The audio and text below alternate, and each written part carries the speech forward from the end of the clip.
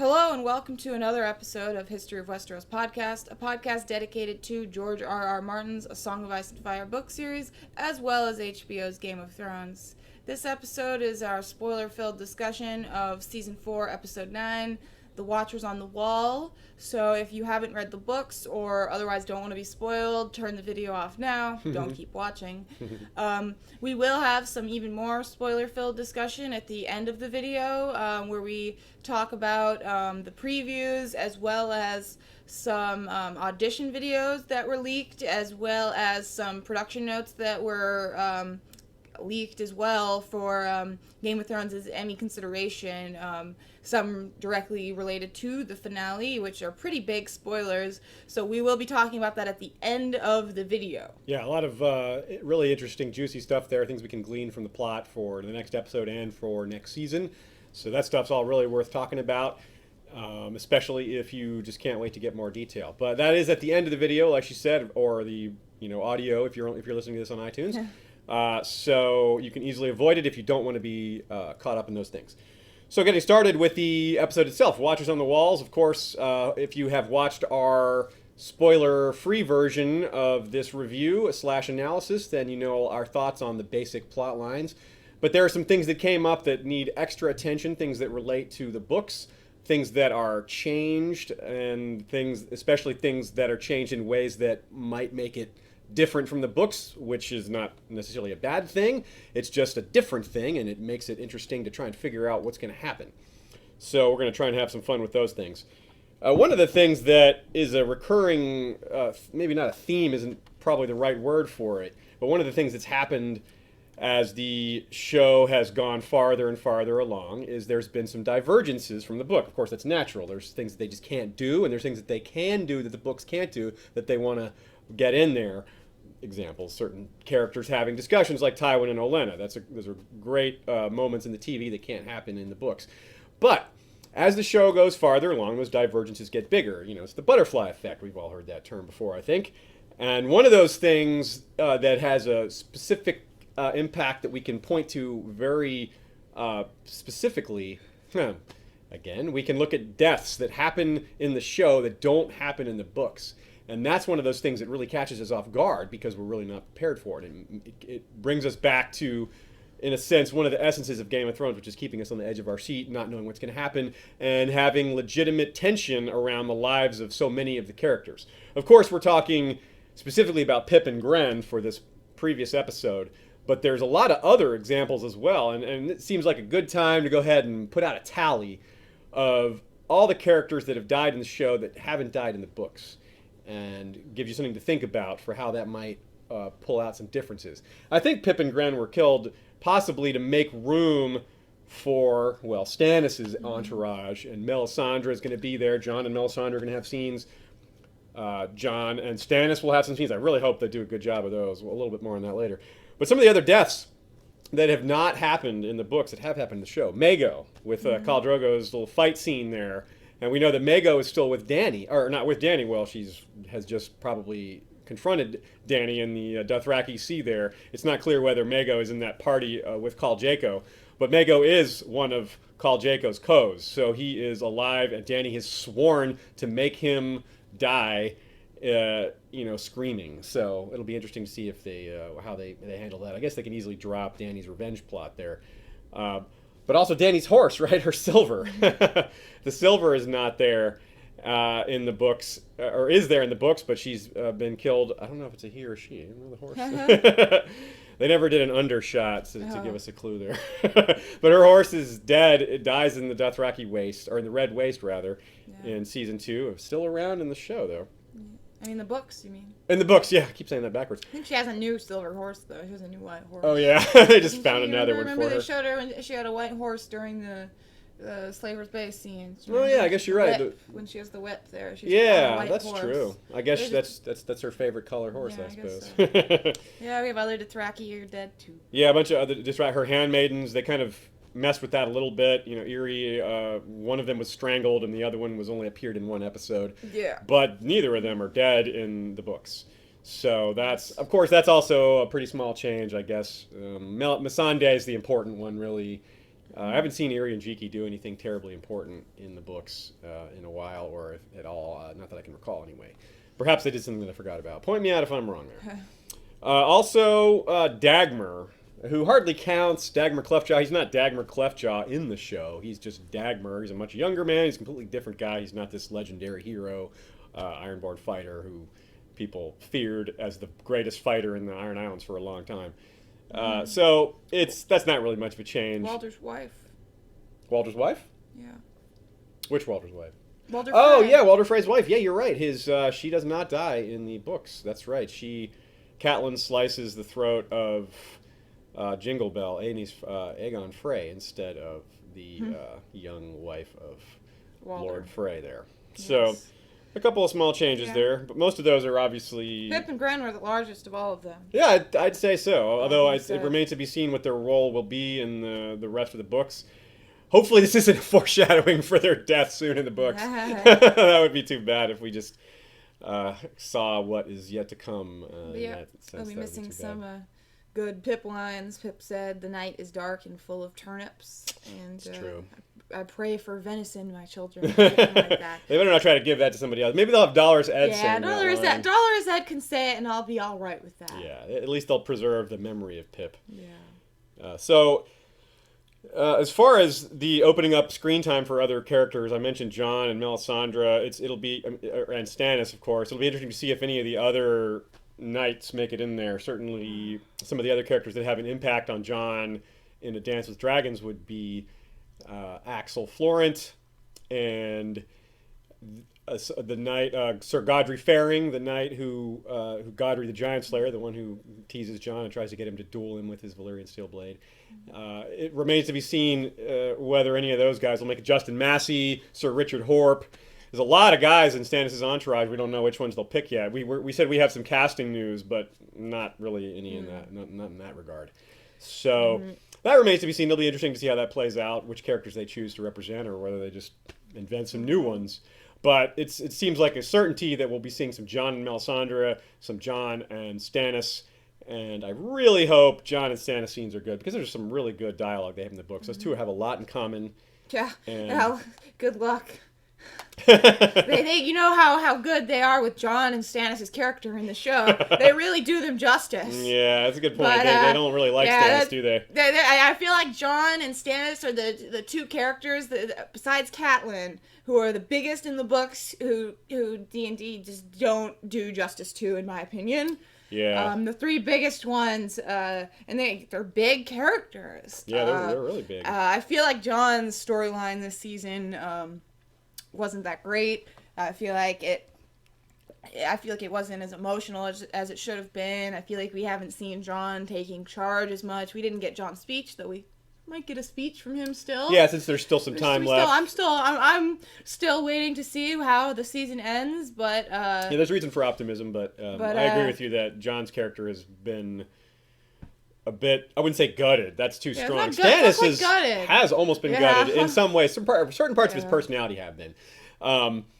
But I do think that they've surprised us before with things that it looks like they were going in the wrong direction with, and they actually did a decent job. And sometimes they just pull surprises out of nowhere that we don't expect that are really great. Like not all of you agree, but we were fans of the Missandei Grey Worm storyline. And that was completely out of nowhere and was really good. So we'll give them some benefit of the doubt. Some people think it's a dumb storyline because they can't have sex. It's like yeah, well, that's they true. can do a bit more than that. They can do other things. It's true. Yes. And anyway, so we can just hope that they handle that well. But another big part of that storyline is Jon's ascension to Lord Commander. Mm-hmm. And will that happen this season? Yeah.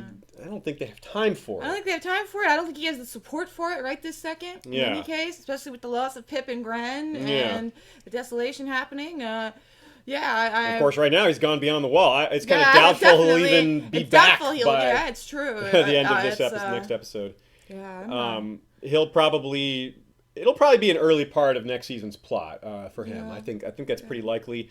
But one thing he's going to have to overcome, though, is Alistair Thorne, because they portrayed Alistair Thorne doing such a great job as leadership. It's not sure if Alistair Thorne is still alive. He was hurt pretty badly, and they were dragging him in there. So I took that as a leg wound. I didn't think it was such a bad injury, but Yeah. but you're right. That's a It's always possibility. possible that he dies of his wounds. Yeah, and it's that's how true. they clear the way. You're absolutely right. But, That is possible. Or he could die of his wound. Like even Or, if it's yeah. not a fatal Or it's wound, it possible could become fatal. It's possible he's so injured by it that he doesn't want to be Lord Commander. There's other ways that they could, he could be like, I has to be an able-bodied man as Lord Commander. That's possible. Yeah, sure, he could have that leg be permanently damaged, damaged or something. Who knows? Yeah, that's up in the air as well. But now in the books, of course, the main Alistair Thorne does submit his name for Lord Commander, but withdraws his name quickly to support Janos Slint when it becomes clear that he's not going to be chosen.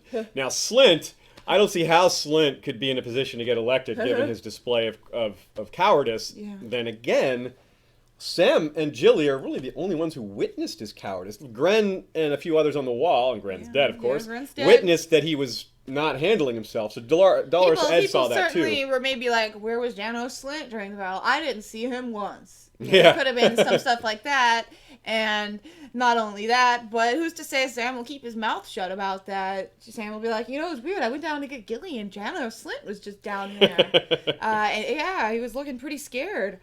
Now, the other difference from the books is that Thorne wasn't even at the wall during this battle. Not only was he not at the wall, but he wasn't witness to Jon's excellent displays of leadership.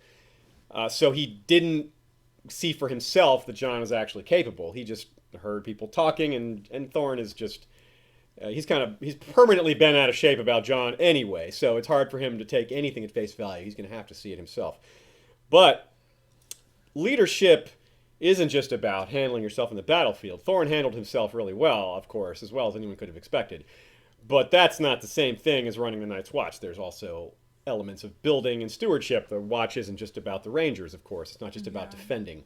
So being a good administrator, handling finances and food and all those things really matter too. Now, not that Jon is particularly excellent at those things as far as we know. He certainly shows some vision in those regards, as far as in Dance with the Dragons, his arrangements for making glass gardens and taking a loan from the Iron Bank. That shows some forethought. Yeah, he can read and write. That's true. Puts him ahead of a lot of people at the That's true. That certainly put him ahead of one of the other candidates in the books, Cotter Pike. I assume Thorne as a knight can read and write. Yeah. But it's possible he can't. There's certainly knights who don't read and write. But he was at court, so I would guess he was. Referring to Janos Slint, during the episode, I found myself hoping, praying, please don't die, Janos, please don't die, because I was just like, we have to get Ed, fetch me a block. Yes, I please. just wanted that line, and so I found myself in a really, really weird position of, as Janos was running through the ground level, I just please don't die. Yeah, which is a weird thing to be hoping. We can't have Janos or Ed die. Yeah, exactly. Ed survived. Janos survived. So we have to have them come back. It would be interesting to see. I mean, Slint is executed for refusing to obey an order in the books. It wouldn't be that different to see him executed for cowardice. Yeah. Because let's put one thing in perspective here. If you're a coward and you're ordered to go fight, you're gonna disobey that order in a sense. You're gonna just sit there cowering. So that's it's kind of the same thing.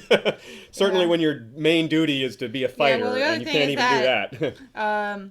Well, Gren's dead, so Gren can't get in trouble for it. But certainly, if they raised that issue, Janos would be like, well, Gren told me to go downstairs because Alistair needed me. And Alistair's like, I didn't call for you. And who can get in trouble? Not Gren. So, that's true, even that. But that wouldn't excuse what Janos did. They'd be like, okay, so you went downstairs to find Alistair. You didn't find him, and you went and hid in the meat cupboard, the meat room. I don't know what to call that room. Yeah, what was that? It was just meats, a bunch of meats, the pantry. I don't know what it was. It was one of their many food storage rooms, I guess. Now, one of the expected plot lines for this episode was that Stannis would show up. Now, I wasn't terribly surprised that Stannis didn't show up, just because after a while it was pretty clear that there wasn't much time left. Yeah. And Jon hadn't even gone through the tunnel yet. Yeah. There was no Mance Raider at all in the episode. It would be hard for Stannis to show up with Jon as a witness to all that when Jon hasn't even made it that far yet. So when the episode was close to about, I don't know, in my head it seemed about 15 minutes away from being over. In reality it was about a minute away from being over. It just didn't seem like there was enough time left, and that clearly is the case. So I If guess this is the case. Stannis was just busy, or Yes. he was watching Orange Is the New Black, Yes, which as premiered everyone this weekend. was So this yeah, he weekend. was just marathoning that, like a lot of us were. Yeah, he was Now, late. He showed up. He'll show up with some Starbucks. At least. But, interestingly enough, by the backing up just a little bit, if they had sealed the tunnel, then how could Jon ride out to see Mance? Stannis would win the battle north of the wall and be like, You idiots! We can't come in now. We gotta chip through again. Clear that rubble away. We gotta let my army through. Or are you supposed to go all the way around or something? Yeah, I gotta say, I feel like if Stannis arrives next episode, which I feel like he's got to. We saw previews for it, basically. And I don't mean previews from the next episode. I mean at the beginning of the season, the trailers. But it's possible we saw it incorrectly, and anyways. It is. It's definitely besides possible. that, I really feel like Stannis as a character, especially as their character, not a lot of people like him. Not a lot of people root for him. And I feel like if he had shown up in this episode, or in an episode where they could actually focus on him and he could be the big surprise, I feel like that would go a hell of a lot farther than him being one of like a dozen massive plot lines next episode. You're right, like, there's gonna be a lot. Tyrion and Tywin, like that's all. There's so many things, and the children, and there's so many things that are going to completely overshadow Stannis. And I feel bad for Stannis. Basically, I really do. I'm like, Stannis will be the hero, but he'll be outshined. Yeah, you're right. He really will be. There's like so many other like supernatural things going on. We're gonna be seeing like Gregor. We're gonna be seeing Tyrion and Tywin and Bran and. What do you think's the actual biggest surprise? You think the children reveal or Tywin being killed? I think those are the top two. I think those are the top two, and I think it depends on the person. I think, I'm thinking of Sean in particular, and he's got no idea. I don't know which one he'll be more shocked about, but he certainly has no idea about the Children of the Forest. Right, that's going to be more out of nowhere. That's not even on his radar. The thought of Tywin dying is on his radar. Right. Tywin could die. Anyone could die at any moment. Yeah. So yeah, it's hard to predict. The thought of like a whole race of like however they legendary show it, creatures, and a man in a tree and like all these things, I feel like that's gonna be massively shocking. Yeah, no one can predict that if you haven't seen it coming. Yeah, I think that I don't know. I think maybe he'll have the more visible reaction to Tywin dying, and I don't know how they'll do it. Maybe even to Shay being in the bed, he'll be the most shocked potentially. That'll shock some people. I wonder. I assume that'll be there too. Yeah, we can. So we saw Shay in bed. We did? We saw Shay in a trailer in bed. Okay, yeah, you're right. We did. That's people are going to be yeah, and I do think they might be in general piling too many moments in this next episode. Maybe not though. Maybe that'll just be awesome just to have. And it's going to be 66 minutes, but at the same time, I feel like this episode didn't need to be 48 minutes. It could have been longer, and they could have planned it out a little bit differently and had Stannis have his own episode. But again, they just don't seem to care much about Stannis' plot lines. They, I believe they said they're just not as big of a fan. Yeah, they did. I remember that too. Those guys aren't a huge fan of Stannis. That's whatever. Too bad. Yeah. But because we're Stannis fans. Yes, yeah. If you haven't watched it, we have The Wit and Wisdom of Stannis Baratheon, which someone suggested an alternate title, which I really liked, which was The Grit and Badassery of Stannis Baratheon, which I quite enjoyed. That is a great suggestion. It's a great suggestion, but it doesn't get us those SEO hits. The Wit and Wisdom of Tyrion Lannister, so we wouldn't have changed it. Anyways, another important consideration, I suppose. In general, I wonder how they're going to handle Mance Rayder.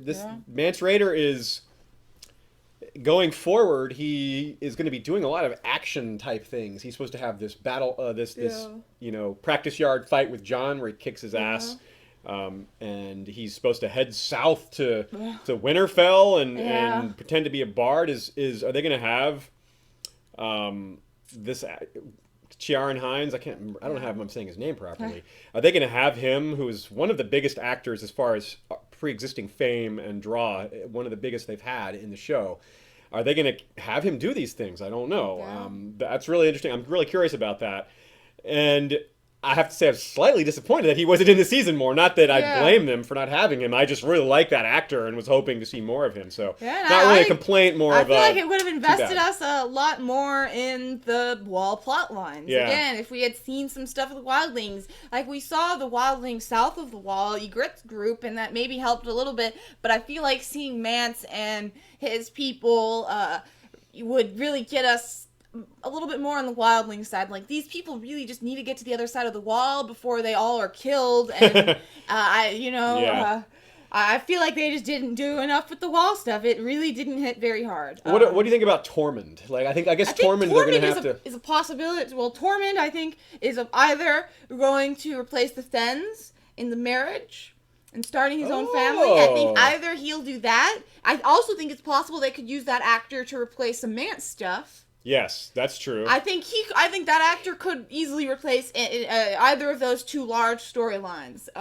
But we could also just see Styr's son, he also was captured, or he was not with them, or something like that. We see him, and he's not like his father, and he's not a canon. Maybe they'll have some plot line like that. We might not get the marriage plot line with Alice Karstark at all.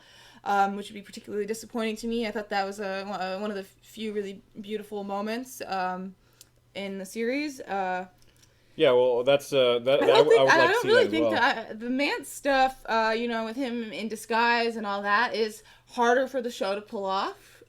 Yeah. So they tend to handle. Yeah, you're right. They haven't really done the disguise thing. Jake and did do his little hands thing. That's true. They have shown that they are willing to, that they aren't just completely disregarding that kind of ability. Yeah. So it's certainly possible, but I wouldn't be surprised if it wasn't Mance, or although certainly if Mance is like in disguise, they don't need that actor. Huh. They could have him be completely in disguise and not that actor anymore, and that way, That's one way around it. That would be one way around it. That would be actually pretty cunning. Yeah, I think. just glamour him up. Yeah, glamour him up. Say that that's Mance. Yeah, that's totally Mance. Yeah. Now, one character that we knew wouldn't be around because he obviously would have shown up before is Donal Noy, the armorer, who has a great quote about the Baratheon brothers calling Robert the true steel, Stannis like black iron. He'll bend before he'll break before he bends. And Renly like a copper, shiny and pretty to look at, but ultimately not worth much at the end of the day. That great quote. Donal Noy is one-armed, so I imagine it's probably harder to cast that character. That didn't have to be that didn't have to be part of his character. Yeah, they could have just had him have two arms. In any case, he had that. He also supported Jon and defended Jon, which he was a particularly just nice guy. Yeah. In general, great commander. He was a real drill sergeant type as far as getting people to do their job and fire them up.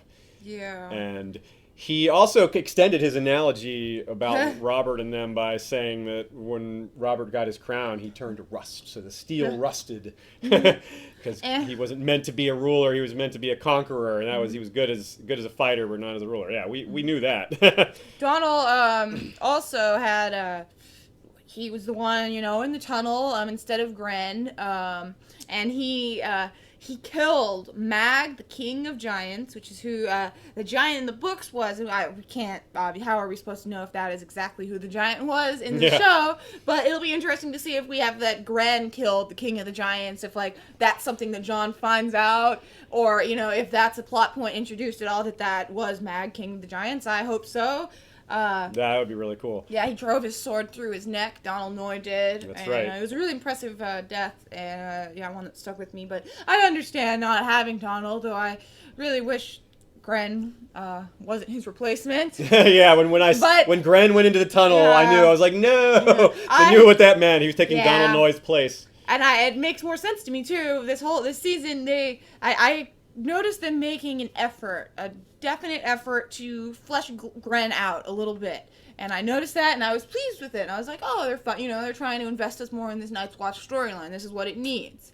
And, we see Gren sparring with Jon, and Gren's pretty good. And we see Gren, being an honorable guy, and we see him doing all these things. And I was really starting to warm up to him in the show a lot. And then he was killed. And I was like, oh, that's why they did that. So they could torture us.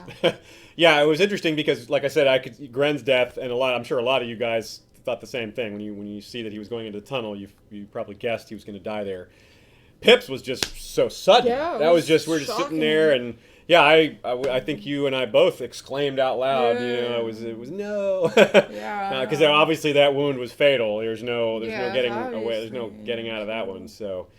And of course they gave it to Ygritte to maybe soften the blow of her dying a few minutes later, but maybe not. Maybe just to make it all more. A lot of people, hurt a lot of people particularly hate Ygritte now. I've seen a lot of hate towards her, and I guess some people can't dislike and like someone at the same time. I don't know. It is hard to. They did make her more of a villain in a lot of ways. She was killing just a lot of innocent people, just innocent villagers and all that. But that kind of thing does happen a lot. Even Robb and his army. Yeah. When they're traveling around, his army is going to be doing things that are out of his control that are kind of.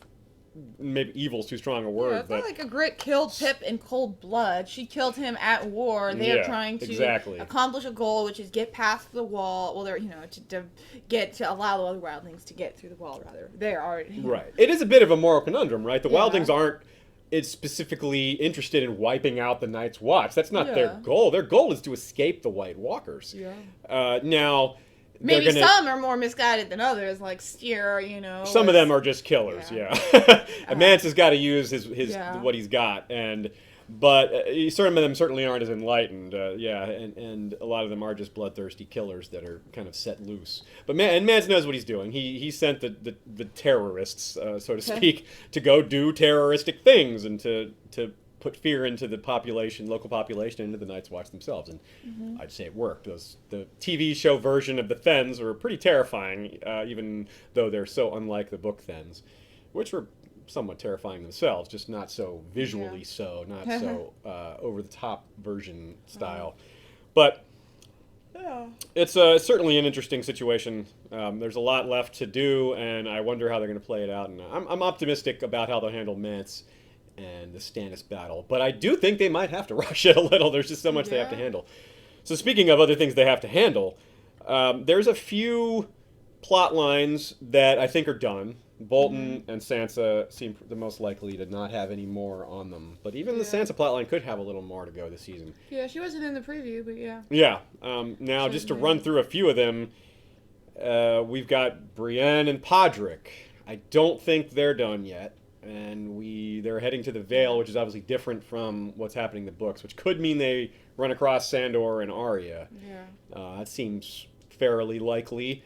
And Should we move on to the spoiler stuff in a second? Yeah, I guess we should. We're about ready for that. So we'll leave off the book/TV discussion for now. We'll cover the rest of those things when the final episode airs. There'll be certainly a lot more to discuss spoiler-wise because we'll be setting up next season.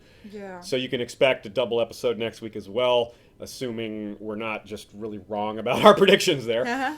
And we will go ahead and give you all a moment to, if you're not interested in hearing our discussion of casting news, discussion of the previews that we've seen, as well as a few things that have leaked, some information from interviews that will enlighten and illuminate this last episode. Now's your time to say goodbye and see us again next week. So thank you for tuning in. You can check out our website at historyofwesteros.com, where we have all of our social media links and everything there. You can just go there if you're listening. Be sure to rate us on iTunes. Yeah, if you're listening on iTunes, rate us on iTunes. If you're watching on YouTube, all of the links are included in the description for the video. And of course, you can always support the show with a donation. We really appreciate any help we can get with that. Every dollar gives us a little more time to work on our episodes. That time is going to be particularly important after the end of the TV show season, as we'll be getting back to our regular history and theory and plots episodes, which of course take a lot more time. And any support we get from you guys allows us to not have to work to earn money outside of working on the podcast. So that does certainly help us get more out sooner. So we do appreciate any support we can get on that. So thanks for listening to this. Stay tuned, any people who are interested in the preview discussion. So, Valor Morgullis to the rest of you.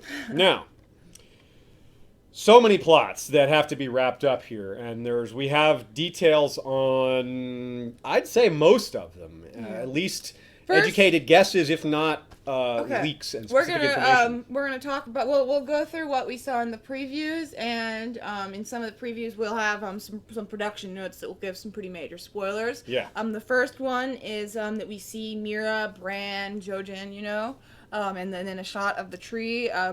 There were some pretty major spoilers revealed. Ours is the Fury, Tumbler of Thrones on Tumblr, was looking into some Emmy stuff, and she saw that they submitted the finale for makeup prosthetics because they have some very impressive stuff going on there, specifically relating to the Bran storyline. We have White Attack, 4 heroes, so... that's our 4 heroes, Bran, Mira, Jojen, and Hodor, something like that. And then we have green suits with full I shouldn't have started reading that one. We have Man in Roots, full facial and forearm silicone appliances, false body section with several integrated resin and foam branches. So that's obviously Blood Raven. And so that confirms that he will be part of the tree. We weren't sure if they would do that. Yeah, we weren't sure if they would just make him a old dude instead. Yes. But he is going to be part of the tree, which is really cool. And there will be a little bit of a White Attack for them as well. So that's some nice, exciting Bran moments. We don't have anything submitted for the children itself. No, we don't. But that might just not prosthetics or something, whatever. However they did it. But Leaf was cast before the season, so we know that there will be... That will be one of the many meanings of the word "the children." There's going to be that's going to be a multi-meaning certainly. title. Yeah, certainly. Tyrion and Jaime and Cersei are the children as well. That's true. Now, and speaking of them, the next thing we see is actually backing up just one little segue before that. Dave and Dan did promise that this would be the best finale ever, so we'll see about that. There's no Stoneheart, I doubt it. Yeah, that's a big open question. Will there be a Lady Stoneheart or not? Yep. There should be. Lena Headey certainly alluded to Stoneheart existing in the show, whether she was alluding to it in next season or this season. She posted a picture on Instagram of rocks stones in the shape of a heart. My Stoneheart. Yeah, my Stoneheart. So that was pretty cool. So there was that. I'm certainly hoping the children will be an all right title for an episode with Lady Stoneheart, though Misa would have been better, as that means mother. But they, Again, their choice. It's an old grievance, but it's still an accurate. I'm like, the title is so perfect. Yeah. But the children is an all right title. Yeah. That. It'll work out. She's come back because of her children. Yes. In a sense. And so anyways, then you move on to, we have a shot of Cersei talking to Tywin and a crossbow, which we all know that's Tyrion, we know what that's going to be. Then we have a shot of Cersei kissing Jaime. I guess they've made up a bit. A little more twin-cest, perhaps. Yeah, and we have a shot of Tyrion in bed. Yep, in his cell, it looks like. Cell, and someone's coming in. Yes. So it's a moment, presumably Varys. I mean, not Varys, but Jaime. Yes. We have a shot of Varys later on, one of the last shots of the preview as well. So we know Varys is in the episode. Then we have, this is the other big spoiler, is that we have Arya and the Hound, where they say people are coming. And people have been theorizing that it was Brienne and Pod that they're going to fight, and that does in fact seem to be definitely the case, because for one, Gwendolyn Christie said in an interview a while ago, before when the season started, one of the first interviews, she said that she got to one of the craziest things she did was bite a man's ear off, and that hasn't happened yet, and we have from those very same production notes that we were reading about Blood Raven. We have this: Hound, silicone burn facial makeup, appliances, neck, ear injuries, leg compound fracture. So ear injury. Yeah. Compound fracture is pretty nasty, but this seems to be what we've all been waiting for. Sandor gets badly wounded. Yes. Apparently he's getting his ear bitten off, which makes sense because his ear was burned off in the book. So they're just evening things out a little. Yeah. And and of course, Brienne will have, this will give Brienne the distinction of having defeated, assuming this is we're correct here, that she's defeated Sir Loras, she's defeated Jaime, and she's going to defeat Sandor. That's pretty badass. Now, to be fair, Sandor is, feverish and wounded already, and Jaime was just out of the dungeon with his manacles. But still, Brienne showing, she is quite the fighter. That's why she was cast in Star Wars. Oh, yeah? Yeah. So, yeah, we have that, which should prove to be interesting. We'll see. One thing I'm confused about, though, is how do they get from Sandor and Arya with Brienne and Podrick from Arya getting on a ship to Braavos? Yeah, well, for all we know, she won't leave for Braavos quite yet. You're right. That could happen later. There's just Maybe that won't so happen much next going season. on, and they might just be stretching some of these plot lines out. And I have to say, if they are stretching plot lines out till next season, it does bode well for them. For them being, not rushing ahead of the books too much. Which is obviously getting to be... It's getting to be a real consideration. But if they have pushed all these plot lines, if a lot of things haven't happened in this last episode, they will have more for next season, and it can only be good. Except that it'll a lot of the plot lines will maybe be hurt by being so delayed. Speaking of plot lines that we're not sure where they're going, and maybe things that they'll do next season. A certain character who is rather important amongst the peripheral characters, not necessarily essentially important character, the Blackfish, who escaped the Red Wedding. He, of course, in the books he wasn't at the Red Wedding, but either way, he's a character that is relatively important, but we haven't seen it all this season, and I don't think they'll have time for him in the next episode. But he's got to turn up again at some point. And I'm wondering how they're going to treat him. I guess he's going to kind of get the Barristan Dantos type treatment, where they just remind us of his existence in a preview right when the episode's about to start. They're saying, oh yeah, that guy. A lot of TV show viewers will be like, oh yeah, that guy. I'm a little curious about what they're going to do about Jorah as well. Jorah and Tyrion. And how that's all going to work out. They're on course to meet up at close to the right time, but I feel like maybe they're just going to do that same thing. Jorah's just not going to show up again for a long time, or until until Tyrion. I don't know exactly how they'll do that, but that it's certainly it won't be hard. Wide open. With how fast travel is in Westeros, Tyrion can get over there in no time at all. So that's not a concern. He'll take the bullet train. Yeah. They've got one of those channel trains from the steps going across the Stepstones, right? Yeah. To be completed by the year 300 AL. Yeah, we have a shot of the wall fighting. Mm-hmm. We believe certainly those trailers that have existed for a while, or that seem to be Stannis' men fighting wildlings. I hope that. I wonder if there's going to be a Val or any of that. That doesn't. Could be. I haven't heard any talk about that. Casting. Yeah, I am hopeful that we get Val, and I think it makes sense for them to have Val because Jon doesn't have a romantic interest anymore. Mm-hmm. Melisandre and Selyse and Shireen are going to be up there, and I guess Gilly, they're leaving anyways. But Jon and Shireen, is that what you're saying? No, I'm just saying Melisandre is up there. They have like a beautiful woman up there, but that's not a romantic interest, and that I feel like, for television's sake, they're going to want to have some kind of conflict for Jon and they're going to want to have another pretty woman up at the wall. I don't know why they wouldn't do that. It just makes sense, television-wise, the kind of thing that they would want, doesn't it? Yeah.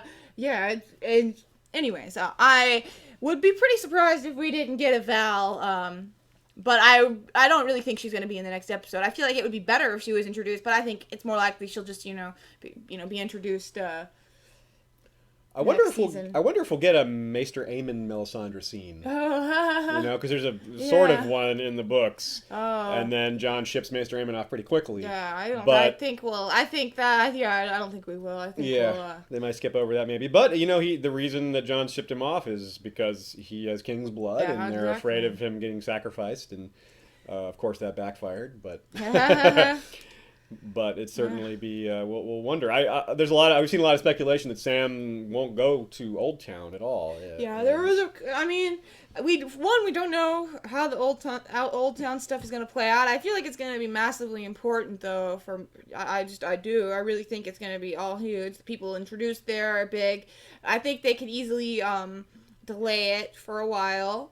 That plot line, but mainly I feel like it's an expensive plot line. It's a whole new location. Yep. If they show the High Tower, that's a whole thing. They don't have to show it, but it's a whole new location. They have all these people they have to cast. They have to, their elaborate outfits with their chains that they have to have. If we have Alaris, they have to cast her secretly because it has to be a girl that's pretending to be a guy. If they do include that, we have, the Jaken stuff that involves magic, and it's an expensive plot line. If they were going to cut, a whole plot line, that would be the one to cut due to the expense, but I don't think they're going to. We haven't seen them do that yet. We haven't seen them just cut out a whole location and its characters and all that. That might happen more later, but we just haven't seen it yet, so I think it's maybe a little too pessimistic of everybody to be thinking that. Yeah, and maybe they can do it cheaper than we think. They did. I don't know how much. We don't have to see the high tower. We don't have to, and even that is only once. That's true. There doesn't have to be a high tower in the TV show Westeros. I don't think it's been mentioned. There's a ton of things that they could do to cut down on the expense. Yeah. I don't know how much it costs to show the Titan of Bravos, and I would assume that's relatively similar. It's a kind of huge CGI structure that should look really cool if they do it. I hope they decide to do it. I will understand if they don't, but it would really really nice to see that. Yes. So then we'd have Daenerys, her rap for the season. We see her dragons. Yeah, we see her dragons roaring, and I don't know exactly what's going on there. What do you think about that? Yeah, just more dragon action. Yeah, little dragon action to I close it out. gotta keep us showing the dragons. I gotta say, I find myself more and more just wishing they would not show as much of the dragons and give us more like Titan of Bravos type, like the high tower, the wall, big visual shots. The dragons are cool, but we're gonna have some cool dragon stuff like the fighting pit stuff, later. Speaking of the fighting pits, I saw someone on Twitter. I wish I'd remembered who it was. Mentioned to us that they think that's the fighting pits will be the season, the episode 9, which of course episode 9 every season is always the big moment, and that could be the big moment they decide to do next season for episode 9, having Drogon descend into the fighting pits and the fighting pit's a pretty good choice, I think. Especially since Dany hasn't been featured in any of the main episode 9s yet. She's been featured obviously plenty, but even in episode 10s. But the episode 9's kind of a special thing on its own, and it hasn't featured her yet. So I think it's a really good guess. Probably the best guess I've seen so far. Especially since one of my guesses initially was to see maybe an early battle of ice, but our friend Azad pointed out that that's probably not very likely because they've already seen.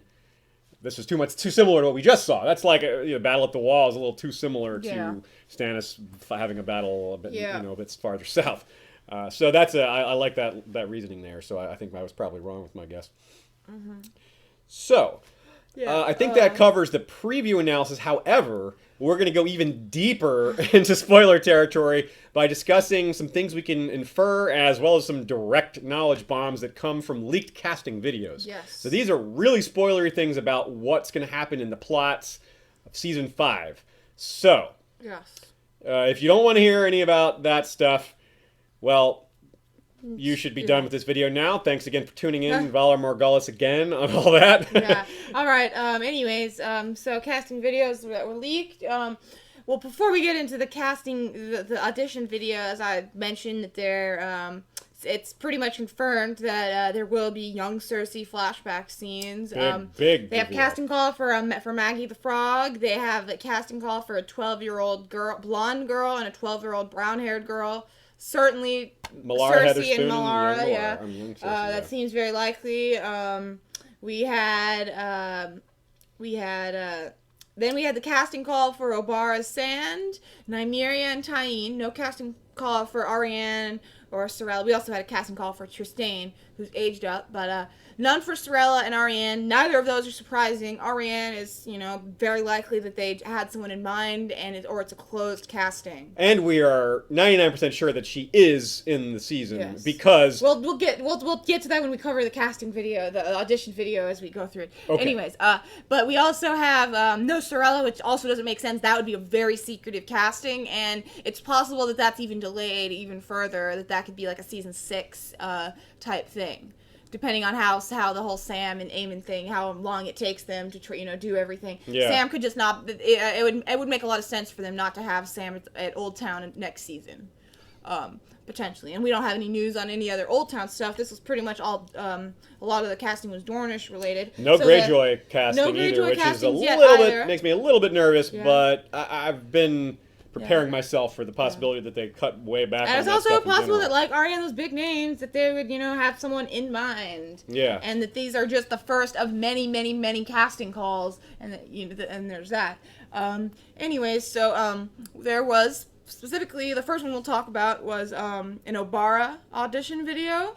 With Tanya Raymond. The video isn't online anymore. I do have a copy of it, but I downloaded all the audition videos. But you can also see a synopsis of it on winteriscoming.net.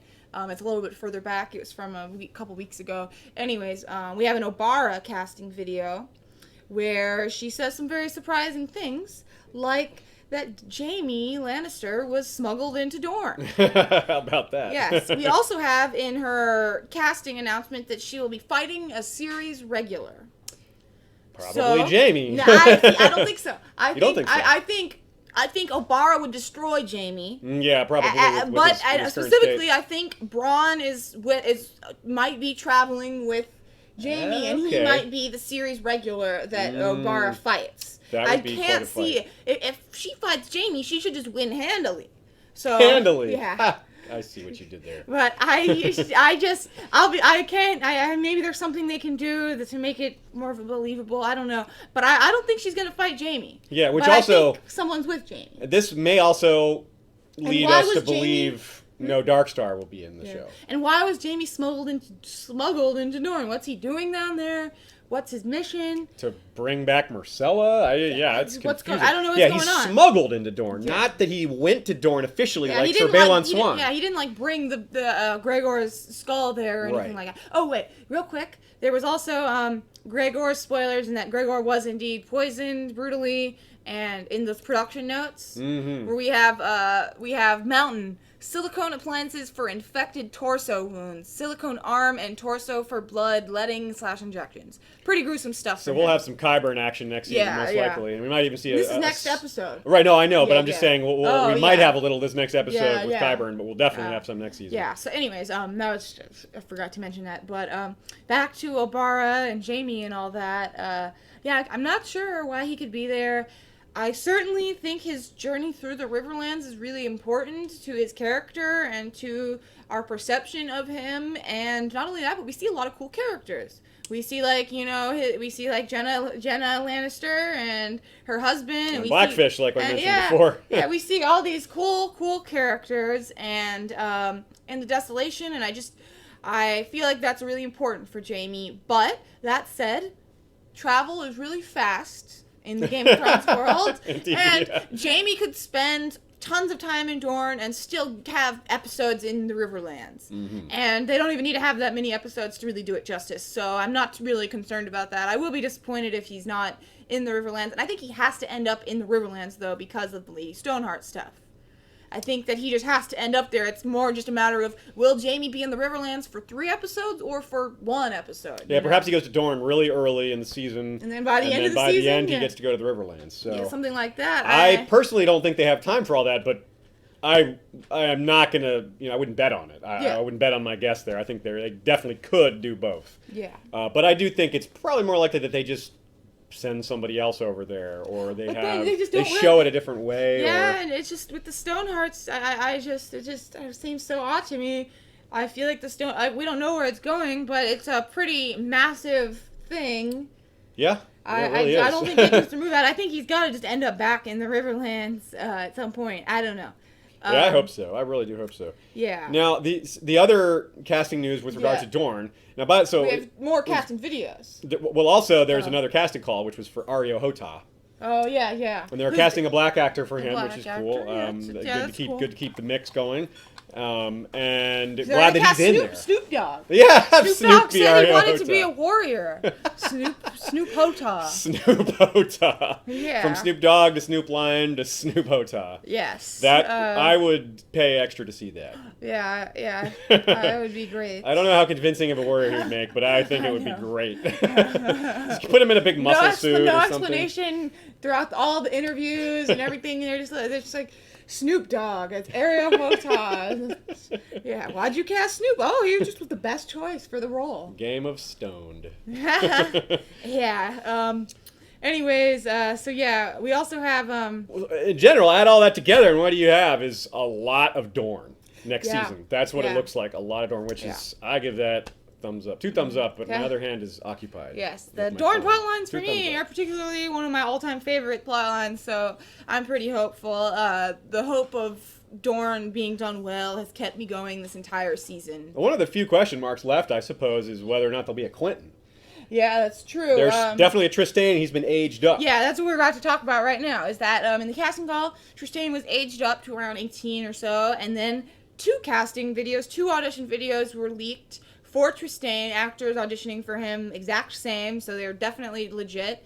Game of Thrones doesn't have a history of changing scripts to, like, trick us, like, that Jaime Lannister thing could be another name, you know, that they switched out just to trick people, but they don't have a history of doing that. All of the other leaks we've had have been exactly the same, so that's just not likely. Yeah. So anyways, especially because these 2 Trystane videos are the exact same script, they're even more likely to be legitimate. So in this, though, we have Trystane, he's older. He's trying to convince Myrcella that he loves her, that he's really in love with her. and that he wants to marry her sooner rather than later, that he wants to get his father's permission to do so, and Myrcella's kind of iffy. She needs convincing that he loves her. And I was, the scene confused me a little bit. He says he wants to, like, meet her alone in this beautiful place, and I honestly couldn't tell if the actors weren't that great, or if they were, or if Trystane is meant to be slightly insincere, and if he's part of the Dornish plot line to crown Myrcella. Yeah. So Trystane being older and being involved would make sense, but it makes me really sad because I don't know what it is, but maybe it's just the scenes of them playing Saivas in the books, but I really like Trystane and Myrcella. I think they're really cute. I don't want T him, plus M equals. Yeah, I don't want him betraying her. I don't want him using her or tricking her. I want it to be genuine. And I can't tell. The acting seemed insincere, but I think it could have just been, It may have, yeah, like you been- said, it may have supposed to have been that way, yeah. Yeah, it may have been supposed to be that way. We're not sure about that. There was another. The reason we were pretty sure Arianne, besides the fact that it would truly be ridiculous for them to erase a female heir to Dorne and replace it with a man. Like, that would just be way too much. So I think that would just honest. And not only that, but Arianne is a beautiful woman again with sexual plot lines. That's Game of Thrones all the way. They're not gonna miss out on that. I don't know how they could skip that. But Specifically, Obara is having a conversation in the casting video where she says, where the other person, like, talking to her, and it's harder to understand because the other person's not on camera. They're the one reading her lines, so that she can respond to it. They say, your father. Saying your father makes it pretty clear that it's not Tyene or Nymeria saying it. It could be Elaria. But it could also be Arianne. So it makes Elaria's way the most likely. Elaria's father would be Lord. No, I'm saying Elaria she says it to Obara, like, your father. Elaria. Arianne, Tyene and Nymeria would be saying our father. Okay. And Elaria might even, just say Oberyn, or might, but she might also say your father. It could have been Elaria or Arianne, but it's a point in the favor of Arianne. Okay. I still think a lot of people seem to think that because her casting wasn't included, she's not in it. I can't let myself be that pessimistic. I would stop watching the show if that was the case. That is the honest truth. If they erased a female heir and replaced it with Trystane, that'd be too much. But for the record, Lord Uller is who I was trying to name there. That would be Elaria's father. Yeah, she could. I doubt she's referencing. Yeah, there'd be no reason to bring him. No, that would be weird. The Lord of the Hellholts, which is what a cool name for a castle. Yeah. I wish it'd be cool if like Hellholt has its own bastard name besides Sam. It would be like Flame. But anyways, so yeah, there are those 3 audition videos, all of which are removed from Vimeo already. I do have them. I saved them immediately. I would be very surprised if any of those 3 people were cast, honestly, myself. Especially since they put their videos up on, there was someone else who did that there. So, no, I would be surprised. But yeah, that's Really, all I have to say about the casting news. I think that's all the inferences we can make. It's funny that you mentioned that the way these casting videos work is that there's the main person reading their lines, and then there's some just person reading the rest of the dialogue. And of course, the camera's focused on the person doing the audition. It's hard to hear those lines, so we spent a little bit of time trying to figure out what they were saying. Yeah. And that's how we kind of figured out that one character was almost certainly Ariane. Yeah. And that put us at ease. I'm not as worried about Ariane as I was, but I was worried about her not being in there. That would have been a really big omission that would be hard to swallow. So, but really, it doesn't look like there's any reason to be worried about that anymore. And I know a lot of you guys were worried about that too. I certainly had conversations with a lot of people like that. But they should put that fear to rest. If Tristane is involved with, if Tristane was involved with Myrcella's crowning and everything went south, and they'd be like, "You're not marrying her anymore. We're sending you to Daenerys," he could replace Quentin. I think it's possible for him to replace Quentin. I think it's possible. I don't think they'll cut out that plot line altogether. I don't think they will.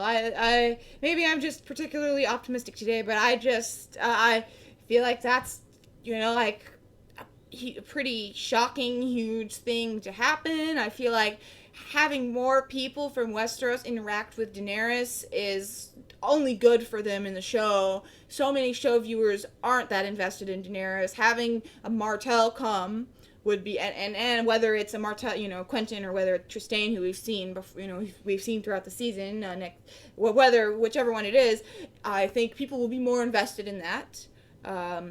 So I would be surprised if they didn't have him getting burnt to a crisp. Tristane's like, no, don't make me into Quentin. I don't want to have that happen.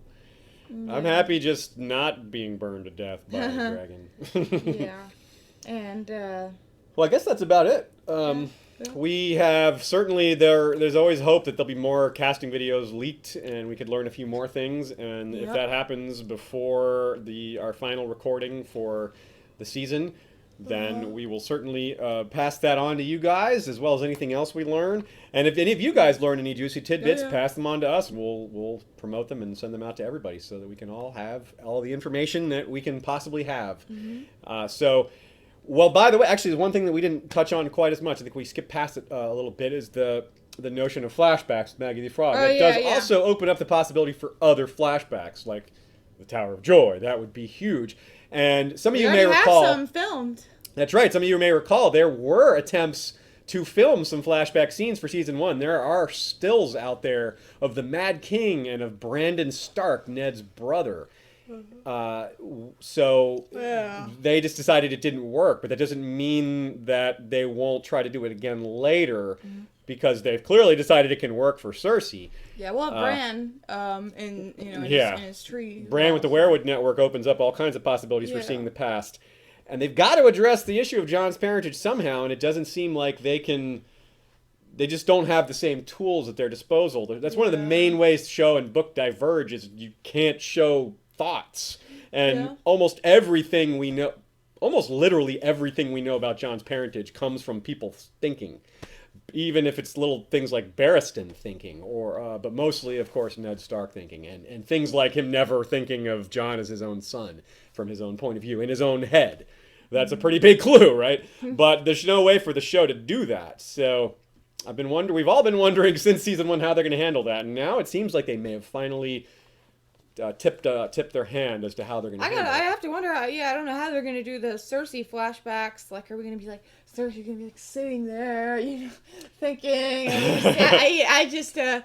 Flashbacks can be hard to do. I'm just not, they haven't done one yet, so I'm not even sure what kind of tools they'll use, like spiraling, like directing tools, like film work, to show that, like, some shows when they have a flashback, it's kind of black and white, they have goofy things and different things too, and I'm kind of curious if Game of Thrones will have anything, like, in particular. Another thing is that Game of Thrones has this color grading that they use. If you'll notice, if you look at scenes up north versus scenes in King's Landing versus, like, scenes in Essos, they have a color tint to them. So, like, the northern stuff is very blue, and they add that in. And the King's Landing, they'll see the King's Landing stuff as all that orange tint, and the Dorne stuff is going to be horrible. And it's a frequent complaint among people that make graphics and GIFs and anything related to Game of Thrones is that they have this color grading. And so this is going to be in the Westerlands, and this will be a flashback. So I don't know if what their color grading would be like. Yellow or gold. It'll probably just be dark. That's how they do visions. Flashbacks. The Stannis stuff is just dark. That's like the worst. Yeah, it makes him like a villain. Yeah, they just make his stuff dark. Anyways, which does fit for Dragonstone, but it's not what they have intended for the other series. I personally am not a fan. I get the point of color grading, and it makes it really easy for a casual viewer to notice, to be able to tell where someone is, even when there are no other things to show them that, like they see the castle or they see King's Landing itself. It's almost subconscious too. Yeah, you can just tell. That said, I feel like sometimes it makes the screen muddy and dark, and I feel like it detracts from it. I've seen some shots of some of the sets without the color grading added, and it looks gorgeous. But I guess it adds a period feel. I don't know. It's really interesting to look into. If you look up, I think, color grading Game of Thrones, you should find some articles about it. It's pretty fascinating. Anyways, that's something I really didn't have much awareness of at all, and it's really common in TV in general. Yeah, it's movies. common. Yeah, it's you see, especially movies that have the blue and orange. Blue and orange is like a really common thing, and you see it if you look at movie posters in particular, and you look at like.